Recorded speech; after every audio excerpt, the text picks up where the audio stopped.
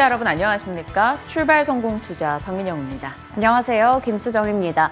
간밤 CPI가 발표가 됐습니다. 일단은 좀 예상치보다 둔화되는 모습을 보여주긴 했지만 지금 또 시장에서 우려하고 있는 것은 연말의 경기 침체에 대한 우려인데 그 부분에 또 힘을 실어줬다라는 이야기가 나오면서 주요 지수가 일제히 밀렸습니다. 특히 어제는 테슬라 비롯해서 전기차주도 빠졌고요. 아마존이나 넷플릭스 같은 주요 기술주까지 하방 압력을 받으면서 지수를 끌어내렸습니다. 어제 국내장에서 에코프로 필두로 해서 2차 전지 쪽에서 꽤 조정이 나왔기 때문에 오늘 새벽 추가된 미국의 전기차 종목들의 하락 또 어떻게 반응을 보여줄지 살짝 걱정스럽긴 합니다. 시장에 대한 이야기 나눠가면서 앞으로에 대한 전략까지 같이 풀어보시죠. 자, 어제 국내 증시가 어땠는지부터 한 번 더 복귀해 보겠습니다.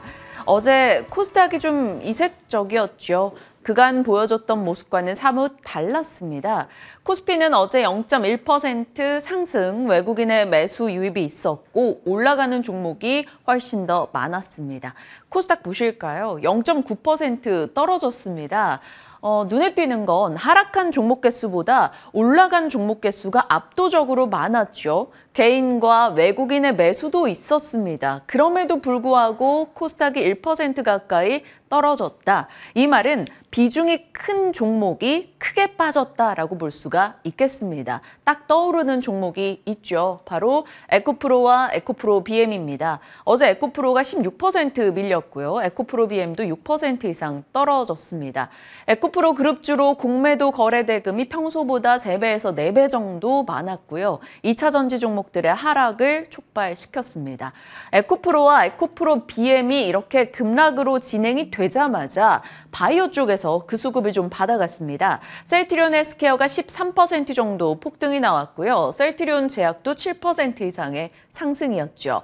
어제 코스닥은 2차 전지가 빠지면서 그로 인한 반사 수급 현상이 나타났고요. 상승 종목이 꽤 많은 날이었습니다. 외국인의 매수도 눈에 띄었고요. 코스닥 쪽에서 올라가면서 이 코스닥의 하락을 조금 방어했던 쪽이 현대차 그룹 관련한 투자 종목들, 중국의 인프라 투자 관련한 종목들 혹은 바이오 관련한 모멘텀이 있는 종목들의 강세가 눈에 띄었습니다.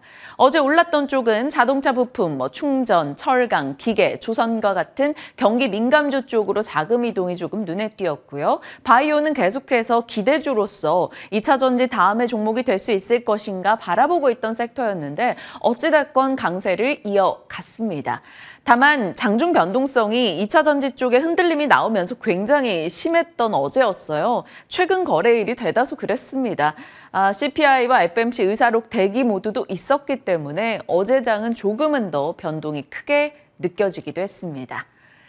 자, 어제 중국의 인프라 투자 관련한 이야기가 들려왔죠. 블룸버그에서 중국이 올해 인프라 투자 2,300조 이상 할 것으로 추정된다라는 코멘트가 있었습니다.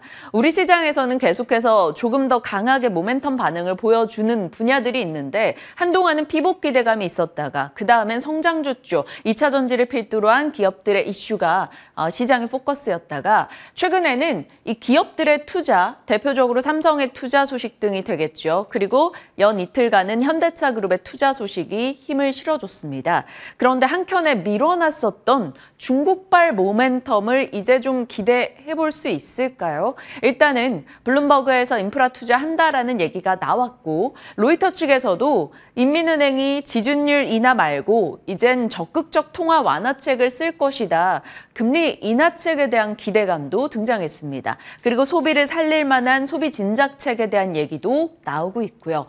중국이 계속해서 부진한 경제 지표를 보여주면서 경기에 대한 우려를 안고 있다 보니까 그것을 타개하기 위한 무언가를 내놓을 것이다라는 기대감인 거죠. 그러다 보니까 어제는 인프라 투자 쪽의 이슈가 조금 더 부각이 되면서 현대두산 인프라코어, 대창단조, 진성TC, 현대건설기계 등의 종목들, 굴삭기 업체들 위주의 강세가 도드라지게 나타나기도 했습니다. 연속성의 여부에 대해선 장담할 수 없습니다. 중국이 어떤 식으로 이 방향을 선회해 나갈지 모르겠습니다.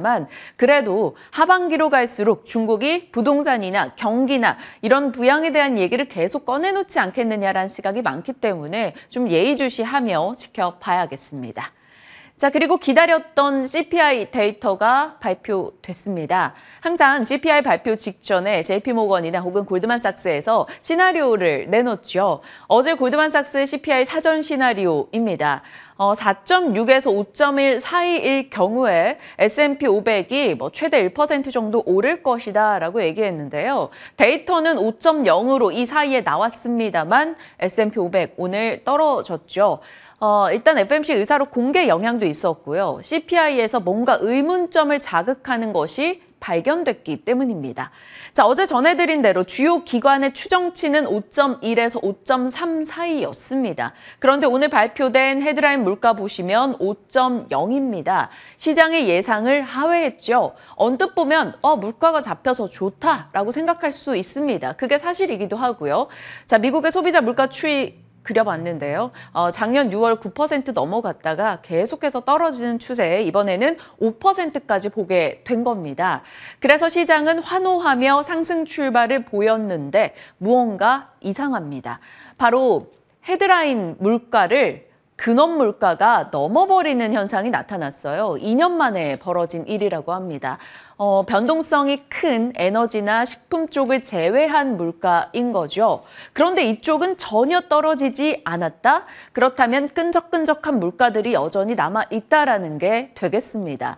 그러면 에너지와 식품, 특히나 에너지 쪽의 가격 하락이 CPI를 떨군 건데 문제는 이 3월 CPI, 4월 CPI 사이에 우리가 있을 일이 있죠. 바로 오펙 플러스의 감산 이슈가 있었습니다. 그래서 그 사이에 에너지 물가들이 올라왔다라는 거죠. 그러면 떨어졌던 에너지 물가가 다음번 물가 발표 때는 오른 것으로 반영이 될 경우 에너지 가격이 반등한다? 여전히 끈적한 물가의 플러스 에너지, 결국 CPI가 또 쉽게 떨어지지 않을 수 있다라는 쪽으로 방향을 볼 수 있는 거죠. 미약하긴 합니다만 5월에 25bp 올리고 나서 6월 25bp 인상 가능성이 밤 사이에 정말 소폭이지만 조금 늘어났습니다. 그럼 긴축을 쉽게 되돌리지 못한다? 경기에 대한 우려를 또 자극할 수 있는 거겠죠. 이번 CPI를 보고 나서 다음 달 CPI를 걱정하는 목소리가 나왔다라는 게 가장 중요했던 포인트인 것 같습니다. 자, 관전 포인트 보시죠. 에너지 쪽이 작년 10월부터 해서 계속해서 좀 떨어지는 모습을 나타냈습니다. 이번에도 많이 떨어졌죠. 그런데 이게 올라가게 된다면 다른 쪽에서라도 떨어져 줘야 되는데 끈적한 물가들 일부가 쉽게 떨어지지 않는다라는 걸 보여주고 있습니다. 의료비가 떨어진 것은 반갑습니다. 의료비도 쉽게 잡히는 물가가 아닌데 어찌됐건 4개월째 하락은 하고 있어요. 낙폭은 크지 않지만요. 주거비가 잡혀야 됩니다. CPI의 3분의 1을 차지하고 있기 때문이죠. 그런데 주거비는 계속해서 0.6에서 0.8 사이를 유지하는 흐름이 나타나고 있어서 이쪽이 어떻게 진행되는가 봐야겠죠. 그리고 중고차 가격도 변수입니다. 중고차 가격 지수가 올라오고 있다는 얘기가 들리고 있어서 다음 달 물가가 어떻게 나올지 시장은 걱정하기 시작했습니다. 지켜보시죠. 이렇게 CPI를 보고 나니 발목 잡는 근원 물가라는 제목으로 뽑아봤습니다. 여는 총재들의 발언들이 계속해서 항상 CPI 발표되면 나오는데요. 지난달에 CPI 발표되고 나서 나왔던 것이 토마스 바킨이 1970년대를 떠올려봐라. 너무 빨리 금리 인상을 철회하는 건 금물이다라는 교훈이 있었다라고 얘기했는데 이번에도 좀 비슷한 맥락의 발언이 있었습니다. 인플레 정점 지났는데 갈 길 남아있고 근원 물가 부담이다. 우리에게 할 일이 남아있다라고 얘기했고요. 메리 데일리 샌프란시스코 연은 총재는 조금 중립적으로 애매하게 발언을 했습니다. 강한 경제, 높은 인플레, 할 일 더 있다라고 얘기는 했는데 추가 인상 없이도 경제가 둔화될 것이다라는 주장도 나름 타당하다라고도 코멘트했습니다. 어찌됐건 금리 인상을 계속하게 될지 아니면 그렇지 않더라도 정말 경기가 둔화될지 봐야겠죠. 자, 오늘 장에서는 CPI도 CPI입니다만 경기 침체 우려를 키우는 발언 등이 부담이 됐습니다. 워렌 버핏이 인터뷰에서 얘기했죠. 은행 사태 끝나지 않았다. 추가 은행 파산 남아있을 수 있다라고 경고를 했습니다. 일부 은행의 명청한 결정은 계속해서 반복된다고 꽤나 강한 코멘트도 실었고요. 은행이 파산해도 예금자는 피해 없을 것이다. 주주들은 위험하다라고 얘기는 했습니다. 어찌됐건 워렌 버핏발 경기 침체 우려 코멘트도 있었고요. FMC 의사록이 공개됐는데 은행 위기로 인해서 미국의 경제 침체 가능성이 커졌다라고 코멘트가 들어가 있었습니다. 그런데 그럼에도 불구하고 만장일치로 25bp 금리를 올렸던 거죠.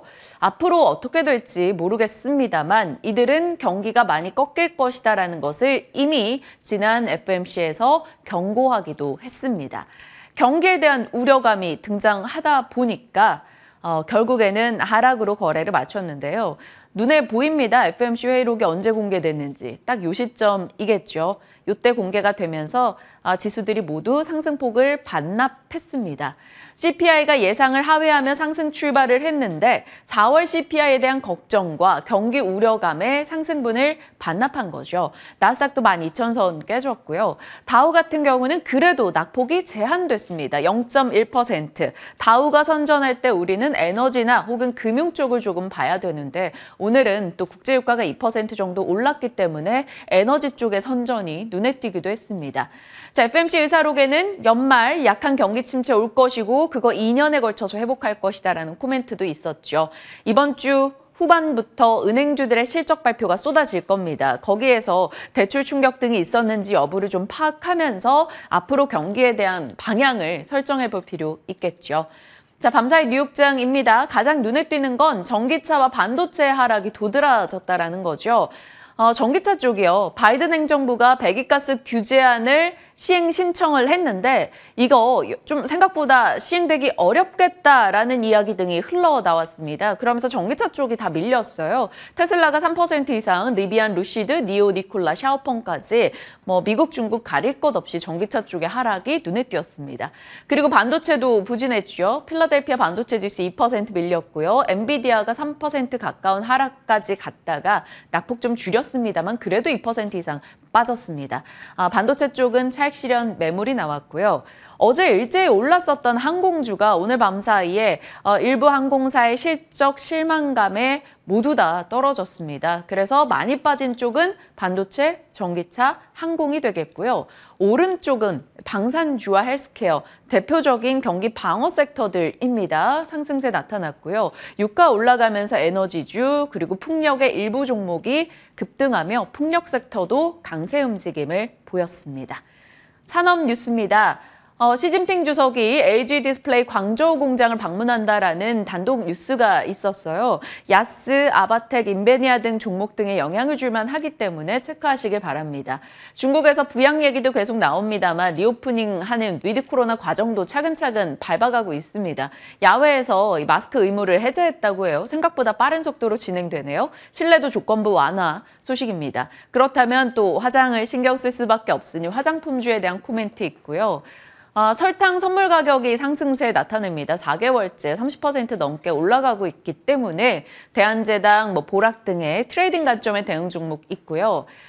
풍산 이슈가 될 것 같아요. 결국에는 국내에서 포탄 이제 판매가 늘고 수출이 증가하고 있다라는 건데 구리와 방산의 콜라보가 바로 풍산이죠. 풍산에 대해서는 11월 10일에 방송을 했었고요. 그 이후 소리 없이 강하게 계속해서 올라가고 있는 종목이기도 합니다. 시간 허락한다면 이 중에서 관심 가질 종목이 있는지 잠시 후에 체크해 보도록 하겠습니다.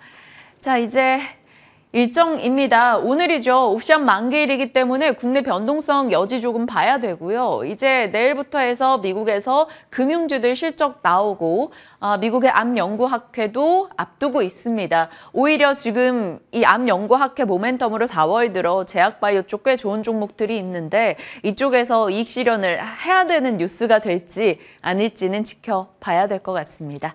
자, 여러 종목들 얘기로 이제 좀 더 자세히 들어가 보도록 할게요. 타이어 쪽 우리 수정 앵커가 여러 번 얘기해 주셨던 것 같아요. 호재도 있고 악재도 있고 각각 전달을 해주셨는데 네. 어제도 타이어가 괜찮았더라고요. 네, 맞습니다. 제가 또 타이어에 관심이 많아서 열심히 공부를 해봤는데요. 면허가 없어서 아직 엑셀 브레이크 위치도 모르지만 타이어 공부를 정말 열심히 했습니다. 관련해서 브리핑 확인해 보도록 하죠. 먼저 타이어 관련주들이 어제 시장에서 굉장히 주목을 받았습니다. 다이나믹 디자인이 10% 이상 올랐는데요. 일단 다이나믹 디자인 같은 경우에는 타이어 금형 사업도 하고 있지만 신사업으로 니켈 쪽의 사업도 확장하고 있기 때문에 이건 니켈 관련 모멘텀으로 최근에 주가가 정말 많이 올랐습니다. 올해 들어서 137%나 올랐다라는 부분에서 니켈 쪽의 모멘텀이 큰 만큼 이 부분은 따로 떼고 생각하는 게 좋을 것 같고요. 오늘은 타이어, 국내 빅3 기업들을 위주로 체크해 보도록 하겠습니다. 금호 타이어와 넥센 타이어 올해 들어서 각각 40%, 50% 이상 올라왔습니다. 넥센 타이어 같은 경우 어제 52주 신고가를 기록하기도 했죠. 하지만 한국 타이어앤테크놀로지, 명실상부 국내 1위 기업임에도 불구하고 주가는 4월 들어서 재미가 없었습니다. 올해 들어서도 상대적으로 덜 오른 것을 확인할 수 있는데요. 워낙에 호재를 가릴 만큼 악재가 많았기 때문이고요. 잠시 후에 체크해 보도록 하겠습니다. 일단 어제 타이어 관련주들이 올라갔던 건 바로 증권가의 이러한 의견 때문인데요. 지금 해상 운임비가 고점을 찍고 이제 하락하고 있는 추세에서 물류비가 내려가면 수익성이 개선될 것이다라는 기대감이 나오고 있기 때문입니다. 여러 증권사에서 각각 이 타이어 기업에 대해서 리포트가 나왔기 때문에 좀 정리를 해봤습니다. 현대차증권에서는 한국 타이어앤테크놀로지의 여러 악재에 대해서 이야기를 했습니다. 그러면서 지금의 자리는 정말 저평가되어 있다라고 짚었고요. 반면에 지금 운임비나 유가 같이 작년에 부담이 됐었던 많은 비용들이 상승세가 꺾이고 있기 때문에 그 부분에서 긍정적으로 수익성이 개선될 수 있다라고 기대감을 드러냈습니다. 목표 주가는 51,000원을 유지했습니다. 다음으로 KB증권에서는 금호 타이어에 대해서 1분기에 본격적인 턴어라운드가 나타날 것이다 라고 얘기를 했고요. 고객사가 늘어나고 캐파를 증설할 것이며 잠재적인 M&A 가능성까지 보자라고 얘기를 했습니다. 반면에 공장 이전이라던가 재무 부담은 리스크 요인으로 확인할 필요가 있어 보입니다. 다음으로 한국투자증권에서 넥센타이어에 대해서 리포트를 냈는데요. 제목이 또 인상 깊었습니다. 골이 깊었던 만큼 산도 높을 것이다. 주가가 조정을 정말 많이 받았던 만큼 앞으로 올라갈 것도 크게 개선될 것이다. 라는 내용으로 해석할 수가 있겠죠. 일단 하반기에는 매출액 대비해서 물류비가 10% 이하로 내려가면서 영업이익률은 매분기 증가할 것으로 전망이 되고 있습니다. 거기다가 중장기적으로 봤을 때는 체코에 이어서 미국 같은 해외 공장도 확대할 것으로 기대가 되고 있고요. 목표 주가는 12,000원 정도로 상향 조정했습니다. 네, 그리고 지금 수익성 개선에 영향을 가장 크게 줄 게 바로 이거겠죠. 타이어 가격들을 좀 많이 올린 것을 확인할 수 있었는데요. 작년에 이어서 올해도 타이어 기업들, 글로벌 타이어 업체들이 꾸준히 가격을 올리고 있었다라는 부분 확인할 수 있었습니다. 이 평균적으로 가격들 얼마나 올렸는지 표를 통해서 체크해 보시면 좋을 것 같습니다. 네, 그러면 당연히 1분기 실적에 대한 기대감도 나타나고 있겠죠. 1분기 성적표, 일단 전망치를 좀 체크해 보도록 하겠습니다. 한국타이어앤테크놀로지는 영업이익이 전년 대비해서 60%가량 늘어날 것으로 기대가 되고 있고요. 금호 타이어가 대단합니다. 올해 연간 최대 사상 실적을 낼 것이다라는 기대감도 나오고 있는 상황이고요. 영업이익 같은 경우 전년 대비해서 9,300%가량 올라갈 것이다라는 이야기 나오고 있습니다. 마지막으로 넥센타이어 같은 경우에도 영업이익이 전년 동기 대비해서 흑자로 돌아설 수 있다라는 기대감도 나오고 있습니다. 이렇게 긍정적인 얘기들만 해봤는데요. 이제 좀 우려에 대한 이야기 해보려고 합니다. 개별 기업으로 들어가 본다면 한국 타이어가 될 텐데 화재는 진압을 했지만 잔재는 여전히 주가를 짓누르고 있는 상황이죠. 일단 악재가 너무 많습니다. 악재 3가지나 있습니다. 정말 악소리가 나온다라는 생각이 드는데요. 일단 올해 초에 이 조현범 회장의 구속 같은 오너 리스크가 반복이 되면서 거기서 이미 좀 경영성에 대한 문제가 좀 불거졌었죠. 이 부분을 시작으로 해서 악재가 이어지고 있는데 생산량의 20%, 매출의 17%가량을 부분을 차지하고 있는 대전 공장에서 화재가 났고 지금 한 달째 가동이 중단되어 있는 상태입니다. 지금 화재 관련해서는 원인을 또 규명하는 조사가 진행이 되고 있어서 아직까지 피해 규모가 추산이 되지 않았다라고 하지만 이 부분들 때문에 가동이 멈췄기 때문에 지금 하루에 나오고 있는 손실만 30억 원 가량이 된다라고 하죠. 그리고 공장을 다시 짓는 데는 통상적으로 2년 정도가 걸린다라고 합니다.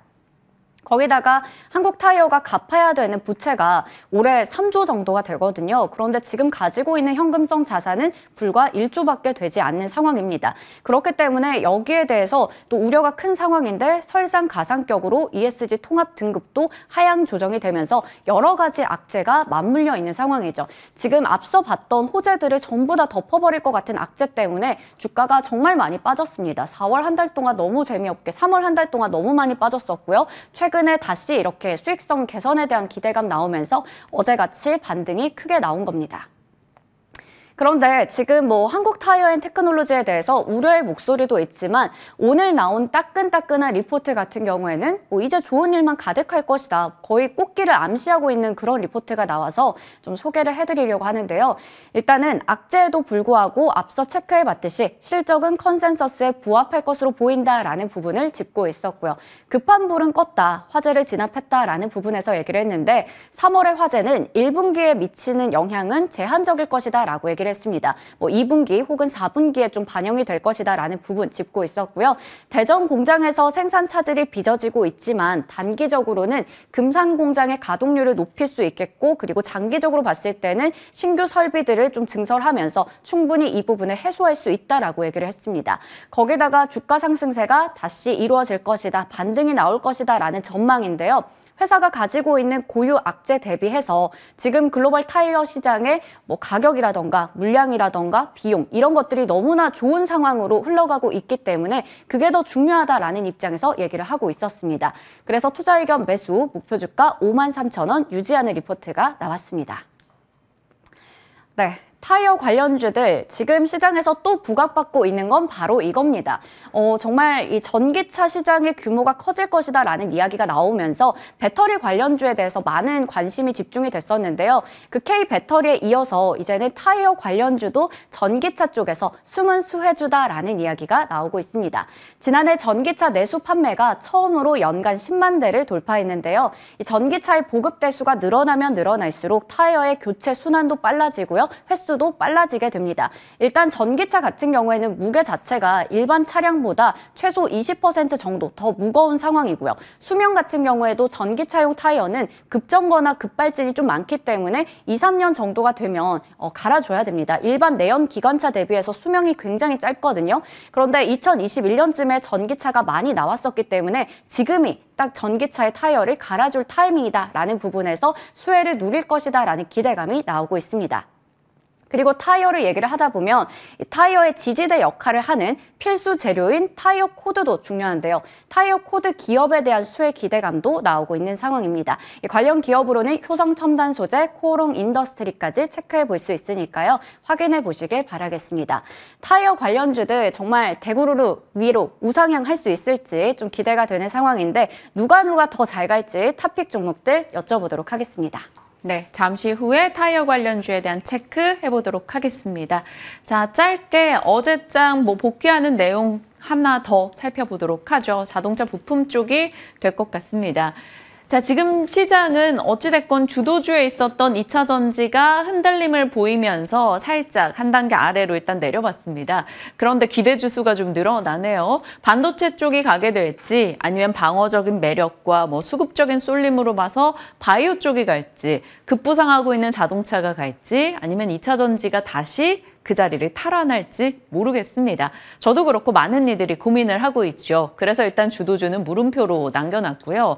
순환매는 자동차 부품이 추가됐습니다. 자동차 부품과 우주항공, 디스플레이 원전, 신재생, 로봇 쪽에서 계속 이슈가 돌고 있는데 섹터 전체가 가고 있는 쪽은 지금으로서는 자동차 부품이에요. 디스플레이에서 일부 종목이 가고 로봇에서도 일부 종목이 가고 이런 흐름이 나오다 보니까 순환매 쪽에서는 자동차 부품이 어제 그리고 그제 조금 더 힘을 내고 있습니다. 이유는 마찬가지죠. 현대차 그룹의 24조 투자 소식 어제 자세히 전해드린 대로 그게 또 장중까지 계속 이어졌습니다. 이거를 연속해서 자동차 쪽의 종목들이 좋은 흐름 나왔고요. KB 오토시스는 어제 상한가 이틀만 들고 있었어도 40% 넘는 상승률을 누릴 수 있었습니다. 현대공업이나 구형테크, 화신, 아진산업, 서현이화 등의 종목도 계속적으로 좋은 흐름을 보여주고 있습니다. 소리내어서 웃고 있는 모습이고요. 그 내용은 어제 다 전해드렸습니다. 자동차 그룹의 대규모 투자 소식, 그리고 초고속 충전 관련한 충전기 모멘텀이 부각되며 어제 충전기 관련한 종목들도 좋은 흐름이 나오기도 했죠. 그리고 어찌됐건 공장 신설에 대한 얘기, 앞으로 뭐 스마트 팩토리 쪽으로 관심을 가져야 한다 해서 관련 종목들도 강세였습니다. 시간 외에서도 이들은 올라갔고요. 자, 그런데 또 어제 시간 외 흐름에서 이런 뉴스가 영향을 줬습니다. 이번에 또 LG 측에서도 전장 사업 강화한다라는 얘기. LG그룹이 전장 쪽으로 정말 수년간 준비하고 있지 않습니까? 그래서 LG 마그나 이슈부터 해가지고 애플카 얘기 있을 때마다 한 번씩 LG그룹주가 들썩이기도 했었어요. 앞서 슈앵커 얘기해줬던 이 타이어만 갖다 붙이면 LG에서 자동차 한 대 만들 수 있을 것이다. 뭐 이런 얘기가 나올 만큼 LG 쪽도 전장 사업에 대한 관심이 굉장히 높습니다. LG전자가 전장 사업부 M&A 전문가로 확충하고 있다라는 언론 보도가 있었습니다. 1월에 이어 3달만 추가 충원을 하고 있고 3달간 그리고 M&A나 지분 투자를 통해서 급속도 성장을 보여주고 있다라는 겁니다. 그래서 현우산업이나 뭐 신성델타테크, 오디텍, 나라 M&D 등의 종목들이 시간 외에서 일부 강세 움직임을 보여줬는데요. 장중 반영이 어떨지는 모르겠습니다만 이런 뉴스가 있었다 정도로 체크해 두시길 바랍니다. 자, 자동차 부품, 전장, 혹은 떨어진 2차 전지, 혹은 타이어 이 모든 것에 대한 전략 담아보고자 오늘은 브리핑 시간을 최소화했습니다. 지금부터 같이 달려보시죠.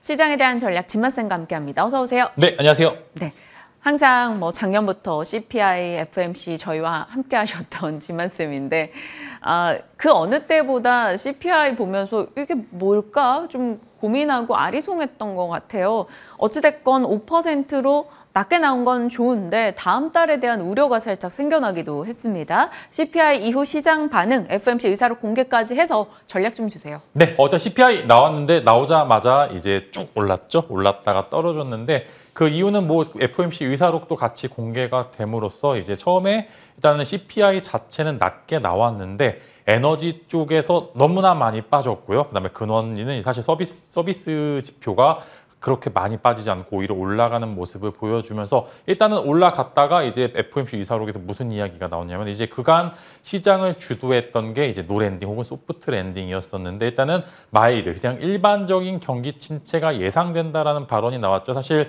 파월이 매번 이제 이야기를 다르게 하는 게 사실 이제 이런 주식 투자하기에는 그렇게 크게 좋은 상황은 아니다라고 말씀을 드리겠는데 사실 어느 정도 이게 지표를 보고서 해석을 하는 건 맞으나 파월이 사실 매달 다른 이야기를 해버리니까 이런 매크로적인 측면을 분석하는 입장에서는 그렇게 좀 원활하지 않았다라는 부분들이 있었습니다. 그 이후에 사실 계속 주가는 좀 하락했고요. 사실 CPI 자체가 호재는 맞았으나 이제는 시장을 주도할 만한 그런 요소로 작용되지는 않는 것 같고요. 저도 사실 어제는 안 보고 있다가 이제 그 당일 9시 반에 딱 지켜봤는데 일단 무빙을 봤었을 때는 다우는 또 생각보다 잘 버티는 거 보면 그래도 일단 경기 방어주적인 성격을 지닌 종목주 위주로 공략을 하시게 되면 오늘도 그리 나쁘진 않을 것 같다는 말씀을 드리겠고 사실 빠질 거였으면 뭐 마이너스 1, 2% 더 빠졌을 것으로 생각이 됐는데 그래도 그렇게 크게 빠지지 않는다라는 건 한국 시장도 마찬가지로 일부 조정은 있겠으나 시장을 주도할 만한 섹터는 존재할 것이다라는 말씀을 드리겠습니다. 그래서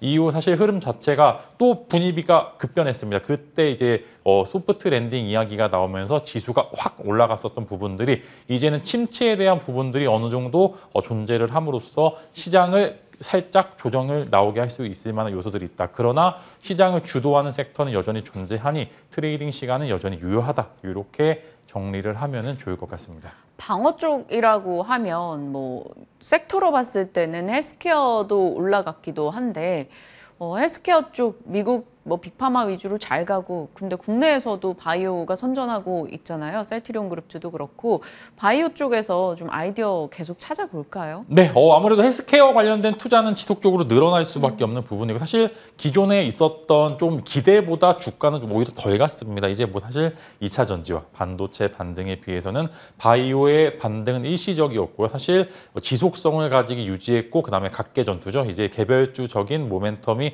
워낙 강했던 부분들이 많았기 때문에 혹여나 있을 조정이 나오게 된다라고 하면은 바이오 또한 개별 이슈 맞춰서 충분히 이제 트레이딩할 수 있을 만한 종목들이 많이 있을 것 같고요. 실제로 여러 제약사들의 매출은 많이 늘어나고 있고요. 사실 CPI 보시면 알겠지만 서비스 물가 지수가 계속 굳건했다라는 그 안에 위료 쪽도 분명히 포함되어 있는 요소들이 있습니다. 그래서 이제 만약에 나올 조정은 분명히 헬스케어 쪽도 어느 정도 반사수혜를 받을 수 있을 것 같고 이 부분들이 낙수 효과만 조금만 있다 하더라도 분명히 긍정적인 요소들로 가져보시면 좋을 것 같고 기존에 이제 혹여나 밑에서 잘 잡으신 분들께서는 이제 매도 이제 바로 이제 금매보다는 조금 더 끌고 가 보셔도 좋을 것 같습니다. 네, 기존에 그럼 저희한테 주셨던 종목 GI 이노베이션은 계속 끌고 가요? 저는 좀 더 이제 아까 시총이 그때 이제 8천억에서 한 1조 사이까지는 공략을 해보자라고 말씀을 드렸는데 오히려 또 주가 굉장히 좀 탄력적으로 잘 나오고 있는 것 같습니다. 그래서 조금 더 지켜보시면 좋을 것 같습니다. 네, 짤막하게 AS대 봤고요. 또 금이요.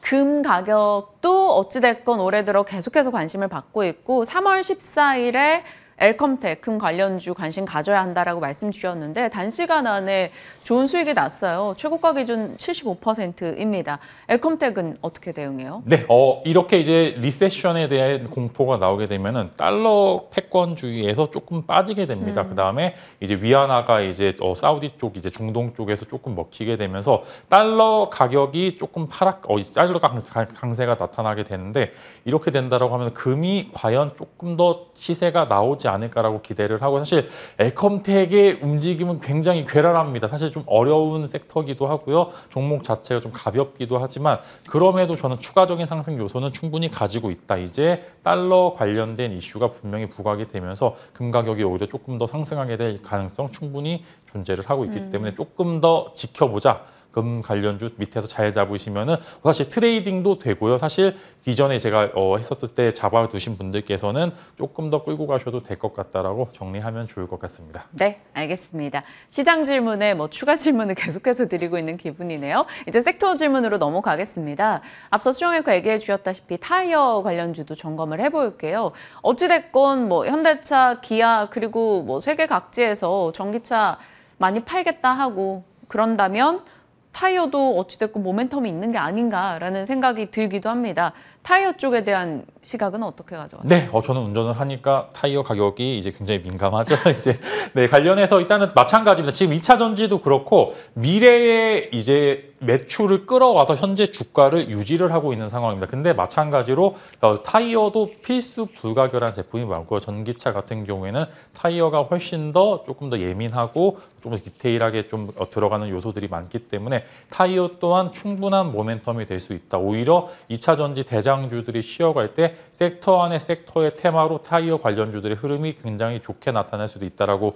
말씀을 드리겠고요. 지난해 같은 경우에는 워낙 원자재 가격들이 비쌌고 물류비가 비쌌기 때문에 팔아도 남는 게 없었던 이제 그런 구간들이 있었는데 제가 이제 말씀드린 것 식품주도 이야 코멘트 드린 것처럼 분명히 원자재 가격들이 하락하고 여전히 수요는 굳건하다라고 가정을 하게 되면은 분명히 매출이나 영업이익이 크게 많이 증가할 것으로 예상이 되고 마찬가지로 미래의 매출과 영업이익을 같이 끌어와서 주가에 반영시킬 수도 있기 때문에 그런 부분들이 충분히 긍정적인 요소들로 작용할 수 있다라고 말씀드리겠습니다. 그래서 아까 이제 뭐 여러 가지 요소들로 이제 수정앵커님이 말씀을 잘 해주셨지만 마찬가지로 이제 저점 매수에서 조금 더 이제 좀 트레이딩하기 좋은 종목은 한국 타이어 테크놀로지라고 말씀을 드리겠고요. 고점이 돌파가 되었기 때문에 추가적인 시세까지 계속 노려볼 만한 것은 이제 넥슨 타이어 두 종목 한번 정도 코멘트 드리면서 하나는 이제 저점에서 조금 더 반등을 노려볼 수 있을 만한 요소, 한 종목은 이제 도점이 돌파가 되면서 추가적인 상승까지 기대해 볼 만하다라는 그런 아이템으로 한번 접근을 해 보시면 좋을 것 같습니다. 네. 넥센 타이어에 대해서도 좀 더 자세히 얘기해 주셨고요. 타이어주 관심 두신 분들 참고하시길 바랍니다. 다음으로 가볼게요. 자동차 부품 얘기도 어찌됐건 계속 나오고 있고요. 뭐 크고 작은 뉴스에 자동차 부품주가 반응을 보여왔는데요. 이번에는 또 LG 쪽으로 가볼게요. LG에서는 또 영국 투자자가 지분을 뭐 얼마 확보했다, 뭐 이런 경영권 관련한 얘기도 나오고요. 지분 투자 얘기도 나오고 또 LG 측에서 M&A 한다, 전장 쪽 이런 얘기도 들려옵니다. 그래서 LG그룹주 모처럼 좀 점검하고 싶어서요. 네, 어제 오랜만에 이제 LG 본주가 많이 올랐더라고요. 이제 사실 개별적으로 모멘텀이 좀 있어요. 아까 방금 말씀해주신 이제 경영권 분쟁 관련된 이야기가 있는데 네. 이것은 이제 제외하고 이제 순수하게 이제 모멘텀만 가지고 말씀을 드린다라고 하면은 사실 LG그룹이 가지고 있는 이제 이런 전장 모멘텀은 생각보다 더 위대하다라고 보시면 좋을 것 같아요. 사실 모터 기술 같은 경우에는 어느 이제 섹터에 접목을 시켜도 사실 뭐 로봇도 그렇고 완성차도 그렇고 다 접목시켜서 매출이나 수익을 낼 수 있기 굉장히 좋은 요소기 때문에 순수하게 이제 경영권 분쟁을 제외하고 요소들만 봤었을 때는 굉장히 좋은 모멘텀으로 말씀을 드리면 좋을 것 같고요. 이제 관련해서 사실 주가의 흐름은 이제 오히려 하위권 종목들 이제 섹터 안에 세부 섹터가 조금 더 수혜를 받는 건 당연하다라고 이야기 드리겠고요. 사실 뭐 애플카 관련된 이슈가 사실 슬슬 한 번 정도 또 나오게 될 만한 요소들이 많기 때문에 관련한 종목들의 흐름은 사실 이미 시세가 좀 나온 부분들이 있고요. 어제 제가 사실 지난주부터 조금씩 자동차 부품주들 순환매 섹터에서 충분히 가져가셔도 될 것 같다라고 강조를 드렸는데 양 2거래 이틀 정도에서 시세가 조금 더 나오고 있는 상황입니다. 그래서 혹시나 있을 조정, 아까 계속 이제 혹시나 있을 조정이라고 제가 강조를 드리는데 혹시나 있을 조정 때는 분명히 반사수혜를 받을 만한 섹터가 존재를 할 거고요. 그 자동차 부품주들의 흐름은 조금 더 시세를 가져가기 좋다라고 말씀을 드린 게 이제 마찬가지로 타이어랑 비슷합니다. 작년에는 워낙 원자재 가격도 비쌌고 물류비도 비싸서 이 부분들이 팔아도 남는 게 없는 상황인데 이제는 한숨 돌릴 만한 상황은 충분히 나왔기 때문에 실적 시즌, 즉 어닝 시즌의 강자가 될 가능성이 굉장히 큽니다. 그래서 실적 발표 전 정도로 어느 정도 시세는 충분히 나올 수 있다. 오히려 실적이 좋을 것으로 예상했던 섹터이기 때문에 실적 발표 이전에 어느 정도 정리를 해보시면 좋을 것 같다는 말씀으로 여전히 조금 더 상승 룸은 많이 남아있다라고 좀 말씀을 드리도록 하겠고요. 네. LG 관련 그룹주들은 좀 독특한 액션들을 보이게 될 가능성이 굉장히 큽니다. 오늘 이제 어제 해서 종가 정도에서 새로운 이제 모멘텀, 이제 경영권 분쟁 관련된 이슈가 나왔기 때문에 LG 우선주 같은 경우 이제 또 의외에 또 시세를 분출하게 될 가능성이 굉장히 크기 때문에 뭐 부품주들도 굉장히 좋을 거고 LG 관련 그룹주들도 앞으로 더 추가적인 시세는 가능할 것으로 전망이 되고 있습니다. 네, 알겠습니다. 경영권 분쟁 이슈 제외하고 또 LG에 대한 판단도 내려주신 거니까요. 체크하시고요. 실적 전에 또 이익을 챙겨볼 수 있기 때문에 실적 일정도 확인하시길 바랍니다. 자, 이제 진마스픽 열어보도록 할게요. 중국 투자 본격화, 저점 매수할 수혜주. 그러니까 중국이 본인들의 경기를 살리기 위한 투자를 본격화하는 그 수혜주를 보신다는 거죠? 네, 일단은 안 살아나고 있습니다. 중국의 경기는 항상 기대했던 것만큼 좀 살아나지 않고 있는 요소들이 있는데 일단은 이제 굉장히 자극적이죠. 뭐 2,200조라고 하면 우와라고 이제 할 정도의 일단은 이제 시세 흐름이 나올 수 있겠다. 어제 사실 굉장히 무거운 종목들도 많이 올랐고요. 그간 살짝 조정을 받았기 때문에 훨씬 더 조금 시세 장대 양봉이 출현하면서 추가적인 시세 가능할 것으로 전망이 되고 오늘 시장이 좋던 안 좋던 관련된 섹터의 흐름은 여전히 좀 지켜볼 만하다라고 좀 강조를 드리도록 하겠습니다. 근데 여기서 섹터 안에 섹터 어떤 섹터를 좀 찾아봐야 되냐면 저는 일단은 이제 비대 즉 이제 벌크선 운임 지수를 한번 체크를 해봤는데요. 바닥권에서 꽤나 가파르게 올라가는 모습을 보여주고 있고요. 그 이제 당연히 대표적인 종목은 페노션 한번 정도 관심을 가져보시라고 한번 가져와 봤고요.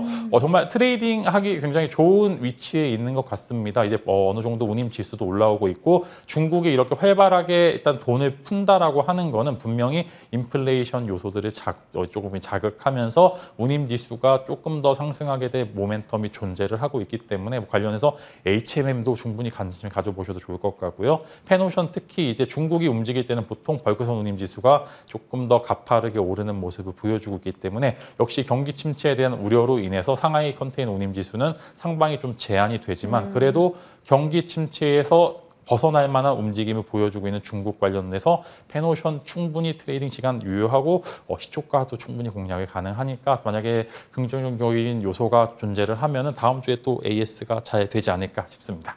펜오션 뭐 길게 끌고 가는 장기보다는 트레이딩 관점으로 일단 얘기 주셨으니까요. 지켜보겠습니다. 펜오션 기억하시고요. 자, 진맛생과 저희가 호흡했던 종목 중에 제가 꼭 하고 싶은 종목이 있어요. 재룡전기와 LS 일렉트릭 눈에 띄는데 이 재룡전기가 어제 10% 이상 급등, LS 일렉트릭이나 현대 일렉트릭도 어제 초급등이 나왔습니다. 계속해서 광산 옆에서 청바지 파는 업체 주목하자라고 브리핑을 했었는데 이 재룡전기도 그렇고 변압기 수출 단가가 엄청나게 뛰었다라는 소식이 들리더라고요. 이들 어떻게 대응할까요? 이제 인프라 투자 계속 늘어나는 수밖에 없고 사실 저희가 조용할 때 얘기했던 종목들이 맞아요. 잘 가면은 사실 기분도 되게 좋은데요. 일단 여러분들도 이런 아이템들을 잘 이제 캐치하셔서 매매하시는 데 도움 되시면 좋을 것 같은데 일단은 인프라 투자가 중국까지 불을 지피고 미국도 마찬가지로 이제 관련된 모멘텀이 계속 존재를 하고 있기 때문에 저는 사실 추가적인 시세도 충분히 가능하다라고 말씀을 드리겠습니다. 많이 올랐긴 했지만 추가적인 시세까지 가능하다라는 거는 지수가 좋던 안 좋던 추가적인 시세도 가능하다라는 이야기이기 때문에 조금 더 지켜보자라는 말씀. 그러나 신규 매수하기에는 그렇게 좋은 자리는 아닌 것 같아요. 즉 이제 먹을 자리가 많이 없기 때문에 이것을 굳이 먹자고 들어가기보다는 기존의 보유자들 내에서만 이제 트레이딩 하시면 좋을 것 같고요. 만약에 내가 이제 아직 조금 더 갖고 싶다라고 하시는 분들께서 뭐 LS 관련해서 한번 이제 관련 그룹주 정도만 공략을 추가적으로 해보시면 좋을 것 같다라고 정리를 해드리도록 하겠습니다. 네, 알겠습니다. 1, 2월 종목이었고요. 3, 4월에는 뭐 G2파워나 SNS텍, 지아이노베이션 등의 종목들 말씀 주셨고 좋은 수익 나고 있습니다. 진맛생과 계속해서 종목에 대한 전략 챙겨가고 싶으신 분들 따로 관심 두셔보시길 바라겠고요. 오늘은 여기서 마무리 짓겠습니다. 말씀 고맙습니다.